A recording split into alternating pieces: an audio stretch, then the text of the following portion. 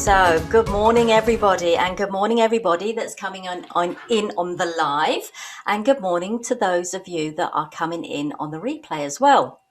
Now, today is the spotlight session with Sunny, and I have a really lovely, wonderful guest, Jeanette. So Jeanette is going to talk to us today about dispute resolution. You're a mediator, an executive coach, and what I find really interesting, apart from all of that, which is good stuff too, is that you are a creator of Voicing Possibilities art-based coaching cards. Yes, indeed. Yes, indeed. Wow, that all Nice sounds to be great. here. Yeah, lovely. Thank you so much for coming on as my guest. I know that we're going to have a really interesting conversation because we've already been talking about the beautiful pictures that are behind you at the moment, Jeanette. So we'll talk about those a bit more. Those of you that don't know me, my name is Sunny Love. I help female online entrepreneurs that have just started out in business or have a little bit of experience to actually create a profitable online business. And if you want to join us in our group, it's Female Online Business Owners. We are creating a really beautiful community. It's a great community of sharing. We have these spotlight sessions regularly. We've had about 5 this week. Well, we're going to have 5 by the time I've finished. So that's quite a few. And they are all interesting because what it does is it gives us the opportunity to find out who is behind the profile picture on Facebook. So, Jeanette Cowley, who is the lady behind that Facebook profile? Who are you personally? Give us a feel of who you are, what you do. Not so much what you do at the minute, but who you are. Who I am, that's a huge question, isn't it? It Because is. we are asked, what do you do? Which is a really nice cop-out, I think. But who am I?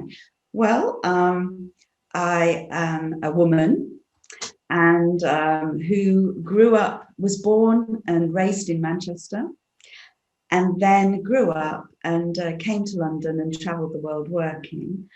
And I guess I'm a really curious person, and we can talk about my academic side in a few minutes. But basically, I'm somebody who's really nosy. I just like to listen to people, find out what's going on. I'm married to Steve. He is a journalist, a music journalist, and we have a lovely life down here in London, in the UK. And at the moment, I'm sitting in my studio, which is at the bottom of the garden, which is a good thing, because that means that Steve is in the house and we don't have to be together all the time. and during lockdown, this has been my sanctuary, my office, my studio. It's got 2 rooms, and it's where I broadcast really, because I work internationally. So I've been working with people, me sitting here talking to people all around the world, which has been very, very strange. So I guess, who am I? I'm somebody who's been around quite a long time and intends to be around quite a lot of time more. So Excellent. So it's interesting that you were saying about the lockdown that you've worked from your studio, and in some ways it's been your sanctuary, but also your prison, I guess. Because if you've worked with people worldwide, I guess you're probably used to traveling a lot then. Yeah, I mean, when I was in corporate life, so I mean, very briefly, my background is I worked across different sectors, from manufacturing, retail, financial services, in the strategic planning and in human resources as well. But I'm a negotiator and a behavioral scientist by background. And that really took me all over the world, doing dispute resolution, doing mergers and acquisitions, that sort of thing. And then, of course, when I started Go for Growth, which is over 10 years now, I really wanted to be much more hands-on myself, and developed the business in the UK, but still with the international field. So a number of my clients, both coaching, mediation, and latterly with the art side, are in different countries.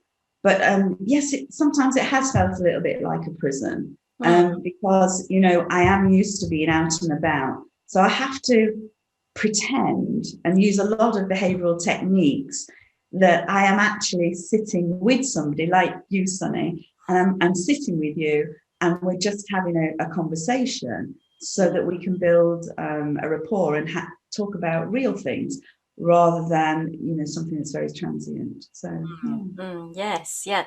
So it's interesting, isn't it, that when I used to run a business which was called a social media marketing company, and well, it wasn't called that. That's what we did.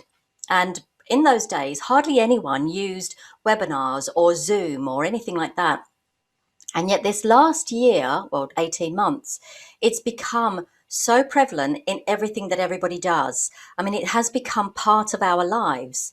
So, when you're doing things like the dispute resolution, how how does it differ from being in front of someone? I know that you're saying that you have to kind of build that rapport as if you're sitting with someone, but how does it differ in terms of you getting the right signals back from someone? mm. Well, when you're doing a piece of there's two kinds of dispute resolution that I do. So I work, and it's all in the employment field. Yeah, I am qualified and accredited to do any kind of dispute, but I work in the business and employment field. Mm.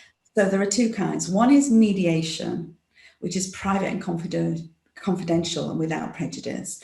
So that means that when you're working, anything that's said to me cannot be repeated unless you give me explicit permission. Right. And then there's ordinary dispute resolution, where I might be engaged to really look at what's going on and interview different people and find out what's the real issue and how you can move things forward. And that'll be on the record. So in terms of working online, how it differs for face-to-face is the first part is exactly the same, because it's a pre-planning where you're doing it on the phone. So you're talking to the different parties, just chatting to them, helping them to see that it's not about me, it's about them.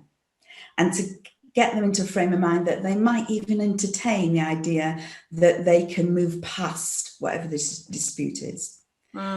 Then when you meet, of course, I have to work a lot harder. They don't have to do anything different except look in the camera.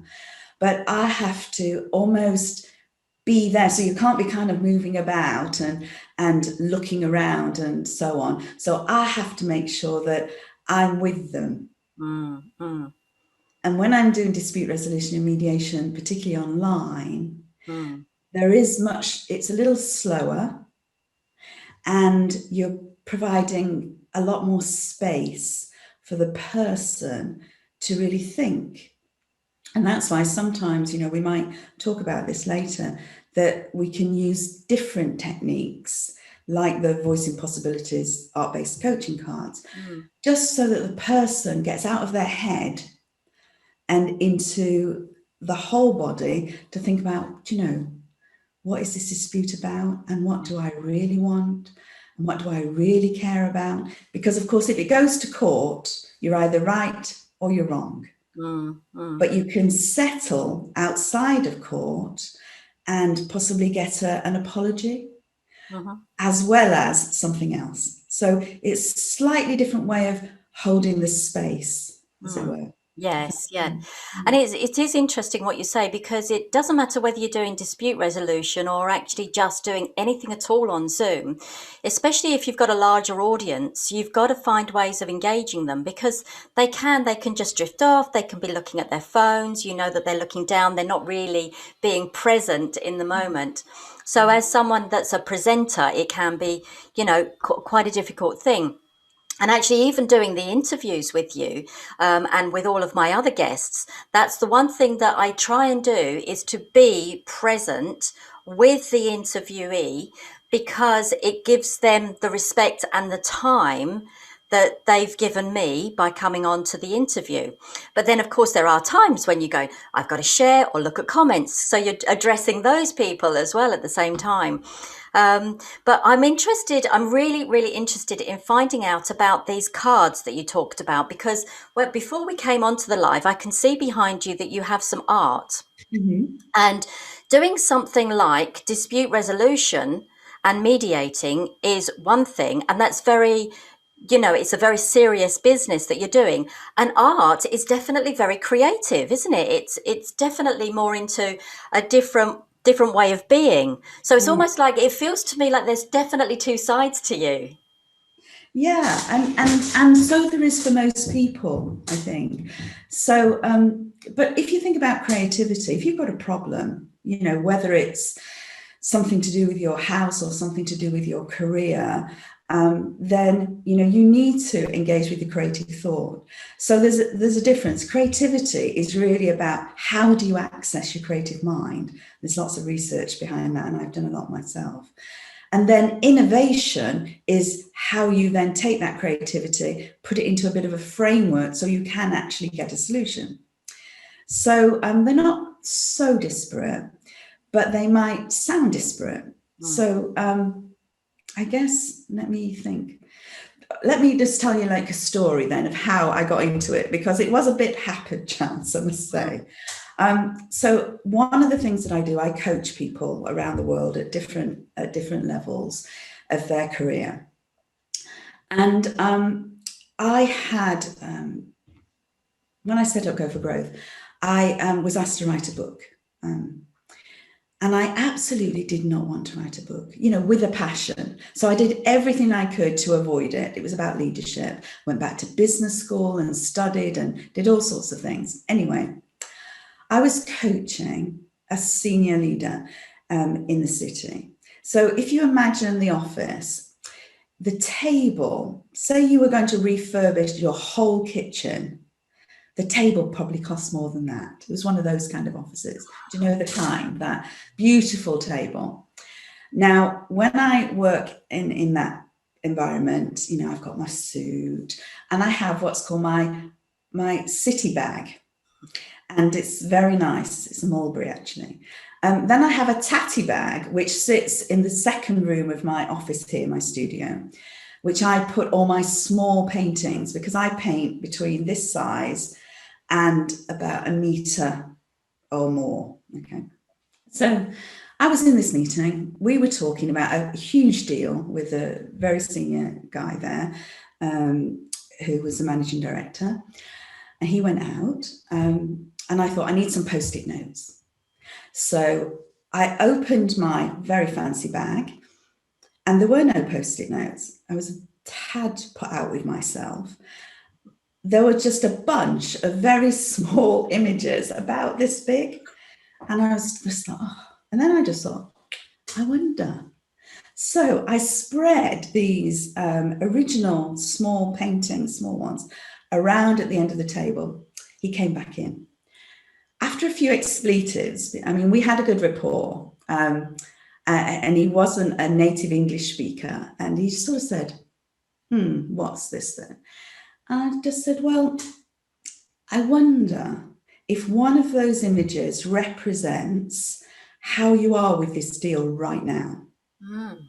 Now, he looked at me to see if I was like joking or what. You know. Then he looked at the images and he picked one up. He stood holding the image like this, and he just spoke for 5 minutes, which is a long time. And he was saying, I'm not paying more than X for it. He's got to go. If we don't sort this out, it's all going to fall apart, and so on and so forth. And then he put it down. We then sat down. And when we sat down, we'd carried on what you might think of it as a traditional conversation in the coaching capacity. And about half an hour before the end, because the session was an hour and a half, I just thought, I said, well, is there an image there that could represent when this is done and you've moved on to your next piece of work? Is there an image? Quick as you like, he got up, he went down, he picked one up, and he picked it up. He was just about to start speaking. I hope this is interesting to you, Sunny. This is. I really am finding this fascinating. He was just about to start speaking, and then he had what we might call a very technical term, an aha moment or aha moment. He picked the other one up and he looked at them and he had them both in his hands. And he put the first one down. He said, well, that is strange.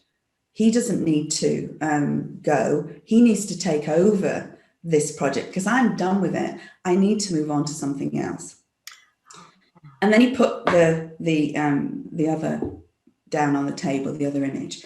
Now, I used to be in strategic planning, and in my head, I'm thinking, well, that looks like two ends of a strategic plan, if ever I saw one.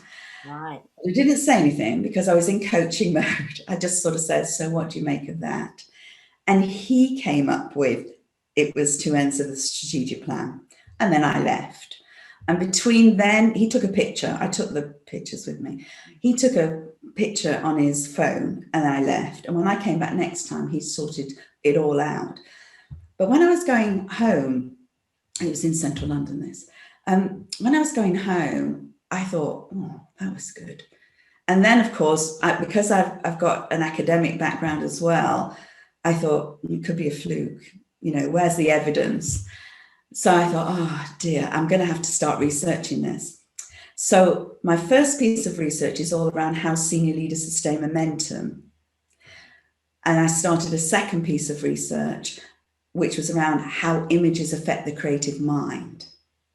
From there, which took a long time, from there, I persuaded a number of fellow coaches and people in the dispute areas and consultants to pilot. So I created Voicing Possibilities art-based coaching cards from that point. I can tell you a little bit more about them in a minute if you want, Yes, and I'd show love you them. Yes. But that's kind of how I got to it. So really, it's then all about how you can use them in a business setting or any setting to help accelerate the creative mind and the thinking process. So so they're not that much different because we all use creativity every day, but it's just how you introduce them. Yeah. So I don't know if that helps. It does. It helps loads. Although a question that's just popped into my head is,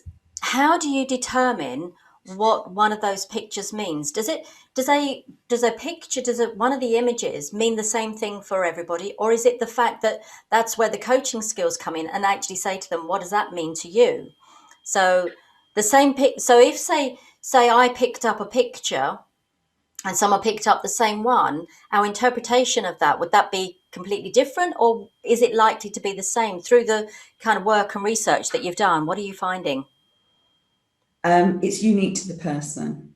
So what you're actually doing is you're helping the person with all their background and all their experience and all their wishes and wants and dreams and issues, open up their mind, connect their head, their heart and their gut so that they can then decide if, how and when to move something forward. So I can show you if Yes, you like. please. Yeah. And also, So, while you're showing me, were you an artist before that happened? I mean, because you had those pictures. Was that your sort of pastime? well, what happened was I got very interested in art at school. And, I went to a school where they said, okay, you can't do art, you've got to do French or German or something. And not that it was a posh school. My background is very eclectic. But at that point, they said, you can't do art. So I didn't do art at school, but I've always been fascinated with color and images. And then I took it up after, again, so I've always dabbled, and I really explored using paints, using different techniques only a few years ago. And I paint abstract art. And I paint from a place of energy, and I've explored different ways of doing it as well. So that's how it came about. And yes, if you can see me behind, some of these here are my pieces, and I, as I say, I create from this place, using acrylics, using some oils, using wire, using ink, using wax, and different methodologies. Yeah. Right, right. So show me some of the cards, because I can see from the pictures on the back there that, if I was to choose a piece of art, that is the type of art that I would go for over something else. I like that abstract kind of look, and I love the colors that you've used, particularly in the one that's got the sort of orange and olive in it, and then the one that's got the blue and the yellow. Yes, yeah. and then the one that's got the blue and the yellow. So I actually, if in my own home, that's the type of art that I would choose. All right, I'm just going to see if I can actually find one of those for you. Let me see. Yeah, there you go. So first of all, I mean, I created them, looked at them, and then I'm a bit, detailed conscious. And my husband said to me, it's a good job that this is not for you a massive money earner, because, getting minimum wage would be an aspiration. It's more of a passion of something I want fellow professionals to be able to use. Yes. So even the box, so they come in a box like this. Oh, that's very plain. Yes, on purpose. So that there's no branding on this particular box. Yeah. So whoever has it, I want it to be like theirs, if you see what I mean. Yeah. So then inside, they're literally there are 50 abstract images. And they have no words on them. So there are lots of coaching cards on the market, but they tend to be of things, and they tend to have directional words associated with them. But of course, my research is all around how you unleash a creative mind, and you can work when you want to transcend language. So, for example, I actually found the one behind here. So the painting you can see just here is this one. Yeah. So if you were to look at that, it is completely abstract. However, it might represent something to you.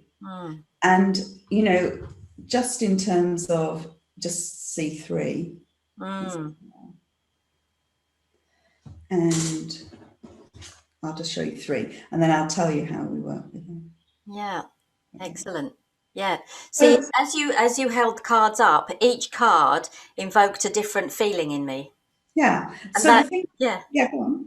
Yeah, that's exactly what you're doing, isn't it? And the interesting thing is, like you say, it transcends the words, because often if you're in a situation of being in a dilemma over something, or in a rage about something, it's so difficult to actually find those words, or to actually express those feelings. Yeah. And I just love that story, the fact that guy actually sorted it all out for himself in the end, just by looking at a few pictures.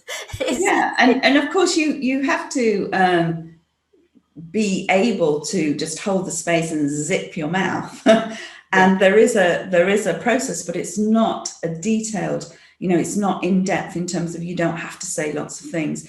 But the important thing is, I mean, for example, in a situation with a dispute, had 2 parties, and they were beyond annoyed, furious. And in fact, we went into our 2 different rooms. And I was with one of the parties, and she was just so annoyed. She was crying out of anger, and not out of weakness. Sometimes people think it was a woman. So sometimes people think that if a woman's crying, it must be that they're also weak, out of anger. And in this situation, I purely said, would you like to just try something different, to think about what you want? And she sort of looked at me, and I put the pack there, and she opened the pack, and I said, just choose something that represents how you're feeling at the minute. And she picked one up, and she just spoke about it. And she said, well, I won't say exactly what she said, but, more or less, hell will freeze over before I'll do this, this, and this. And if he doesn't do that, that, and that, we're not going to have a deal. Well, you've got an agenda then. Yes. Yeah.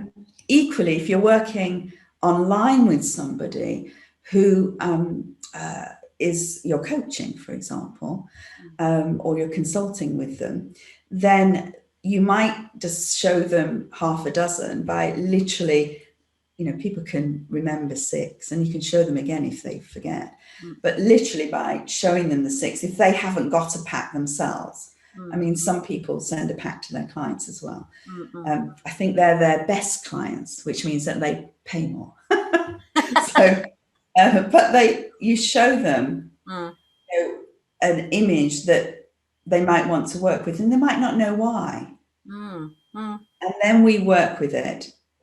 And of course, because they're abstract. Whatever, if you were thinking of something that you're working with, and then you literally start working with it from this angle. Mm-hmm. Mm. And then when you can either do it silently or tell me about it if you're the coach. And then, of course, you would move to another perspective. Mm. What more do you notice that might be useful Yeah. in relation? You're either the person's either telling you or just holding it to themselves. Mm. Mm. And after a while, we'd go to the other dimension. Mm. What more might be useful? Yes. Yeah. You know, and then The final. Yes. yeah, Yeah. and then we might go back. And sometimes people, when they get to one angle, they Mm. might say, for example, get here on this one and go, I don't like that. Yeah. Right. Yeah. That's rich data. Mm. So you don't then change it. Mm. That's rich data for them to explore and ponder. Yeah, and so on. So that's the methodology. But then anybody who actually decides to acquire a pack, they then get a set of case studies because, you know, people have been very gracious and given me their case studies. And of course, I've written them up. So they get a set of case studies. And they also, I was trying to think of something to give back in lockdown. And so what I did was anybody who takes a pack, they then get an invitation. If they want to join me for an hour, we then go through like a mini tutorial live and work with them so that you can see different techniques and ask questions, whatever. Yes. But to your point, the main thing is they very much are accessing your creative mind. Mm. And one image may mean several different things to different people, and sometimes different things to the same person, depending on what it is that they're working on. Yes, yeah. Well, it's absolutely fascinating. Now, I've got to move on because I want to know a little bit about this International Women's Forum. So Okay. you're a board member, and what is it? What are they, first of all? And you know, is that something that anybody joins, or what is it?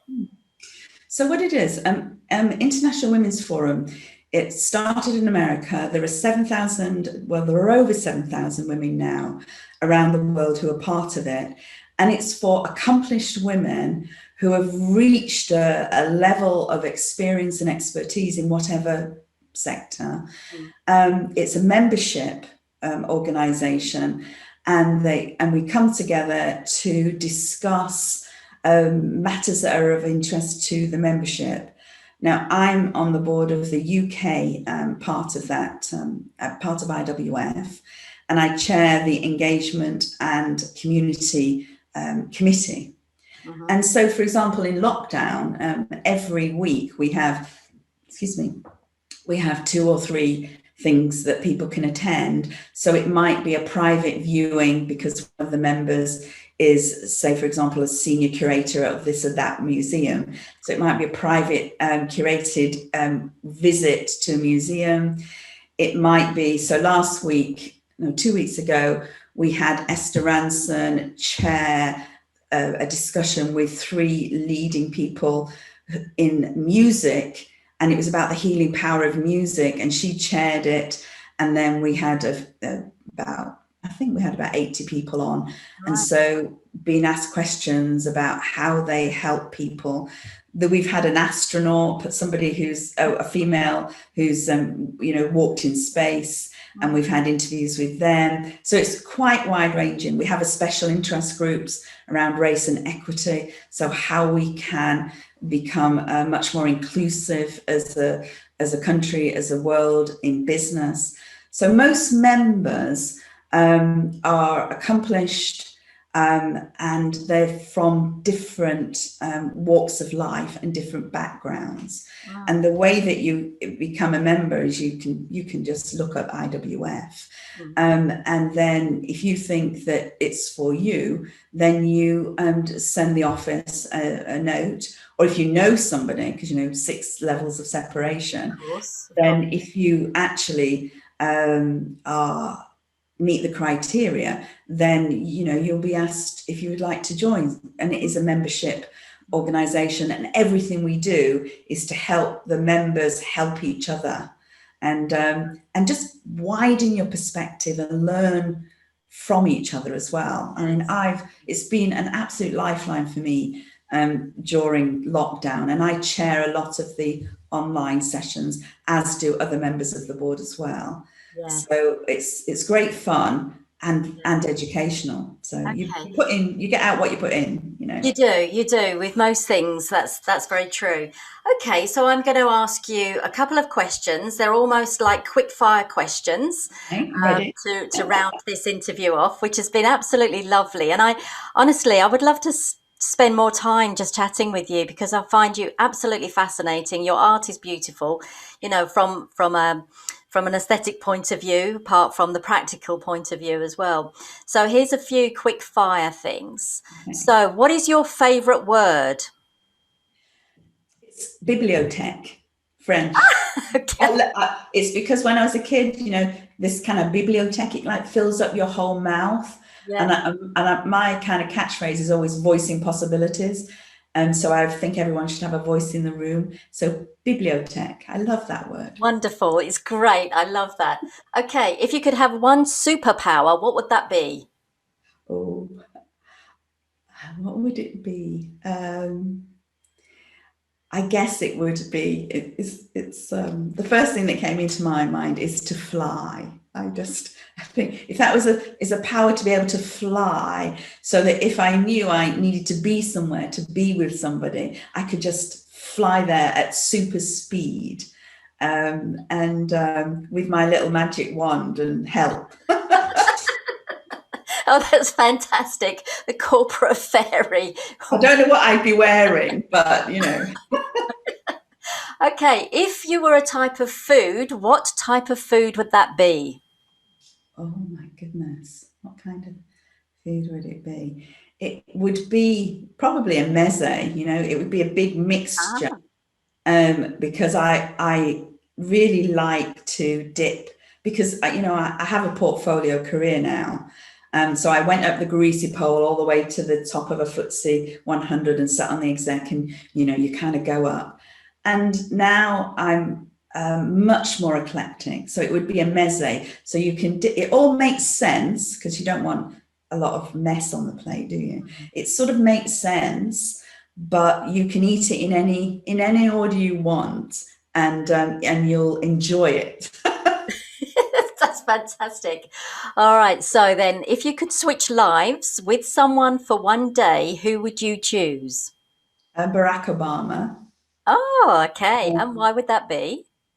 And you just asked me, I didn't know these questions, and it just came into my mind. Why would it be Barack Obama? I think because I'd like to be experiencing what he's experiencing now. He's not in office. So I'm kind of interested in, what next? So kind of Barack Obama.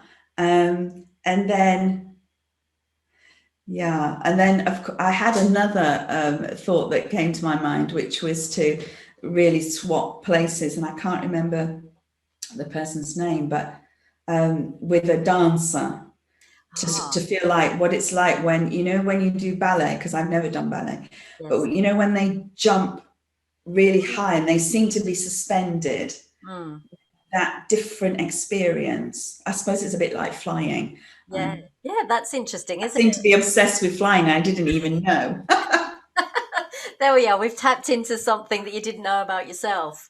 And then finally, my last question for you. And the reason I'm asking this question is because I was asked this on an interview just recently by a lovely lady called Carolyn Williams. And she asked me this question: where is your happy place? Where is your happy place?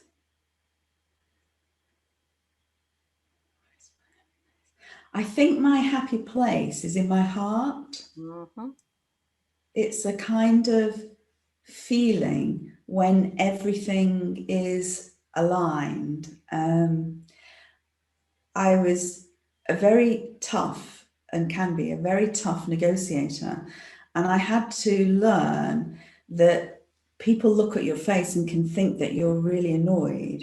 And that's why I smile more now. I like smiling. And when I do smile, I can feel it in my heart. So that's my happy place when I can. I do a lot of breathing. I'm a trained singer, so breathing and lower it and lowering it and lowering it, and then just sort of bringing all that energy into your heart. And that's where I paint from as well. So yeah, I love that question. Yeah, I'll steal that with pride. Yeah, do. And attribute it. Yes, do. And the beautiful thing about that is that when you ask people that question, you can really see who they really truly are. And I could really feel that with you. So that was lovely. Thank you for honoring that and sharing that with us. And then finally, Jeanette, if you could tell us, what would you like for our audience today? Is there something that you can offer the members of the group? Is there a direction that you want them to go? And how can we actually help you at all? Okay. I suppose what I wish for the group is that they go outside and that they take their thoughts for a walk. And do that whenever they feel fabulous, as well as whenever they feel, oh gosh, this is getting a bit much. Literally, if it's only just to open the door and step outside.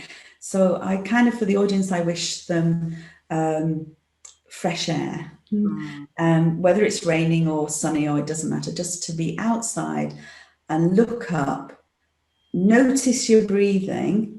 I mean, nothing fancy, just, whoa, I can breathe, and just know that there are possibilities. So that's what I wish for the audience. In terms of, and we've talked a lot about the Voicing Possibilities art-based coaching cards. I mean, they are my passion. I do the other work as well because I want fellow professionals and coaches and consultants to use them. So I would direct them to the Go for Growth website, which is www.go4, which is FOR, growth, GROWTH.com. And have a look. Follow me on LinkedIn or Instagram. And, if I would love it if somebody bought them and then when they have their session, they say, I bought them because I was on that session when you were with Sunny Love. I think, oh, that's nice. Excellent. And use them for, some people actually use them for their personal development. We haven't talked about that today, but use them to just help you make a difference in the world. And by you making a difference in the world, kind of, I can bask in your glory. And that's lovely. I know, it's paying it forward all the time, isn't it? Well, I for one, am going to go onto your website and I'm going to get some cards because I just love the pictures and I think that they would be really lovely for my partner and I'll just show him the cards and ask him how he feels about a certain thing. By choosing a picture. I think that would be wonderful. So I'd like to just say thank you to everybody that's come on live. Thank you very much, Anka, Tara, Agnes and Caroline. It's been lovely to see you here. And then finally to my wonderful guest, Jeanette Cowley. You have been absolutely wonderful. I have thoroughly enjoyed this and thank you for sharing this time with me today. You're very welcome. I've had a great time. Good.